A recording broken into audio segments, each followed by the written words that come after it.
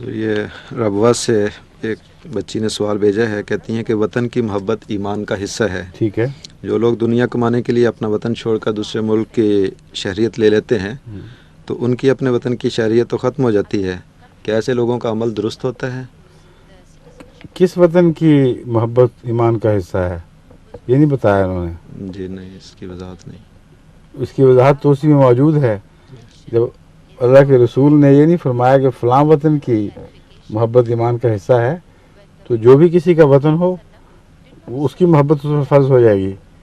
بس وہ لوگ جو کسی غرض سے کسی ضرورت سے باہر جاتے ہیں، اور قرآن کریم اس کو ناپسند نہیں کرتا بلکہ اس بارے میں حوصلہ بڑھاتا ہے، سیرو فی الارض، اور پھر ہجرت کر کے خدا تعالیٰ تمہیں وسعت عطا فرمائے گا۔ یہ دونوں مضامین اپنے اپنے موقع پر بالکل درست ثابت ہوتے ہیں۔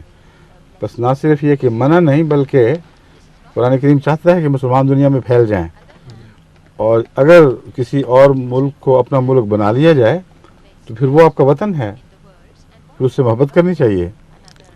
محبت میں اسلام ایک پابندی لگاتا ہے کہ جو اعلیٰ دینی تقاضے ہیں ان کو نظر انداز کر کے کوئی محبت نہیں ہوگی، کیونکہ الحب فی اللہ ہے، وہ محبت جو اللہ کی محبت سے ٹکراتی نہیں وہ جائز ہے، اور جس حد تک وہ نہیں ٹکراتی اس حد تک کوئی نقصان نہیں ہے، خواہ اس وطن کا کوئی نام بھی ہو۔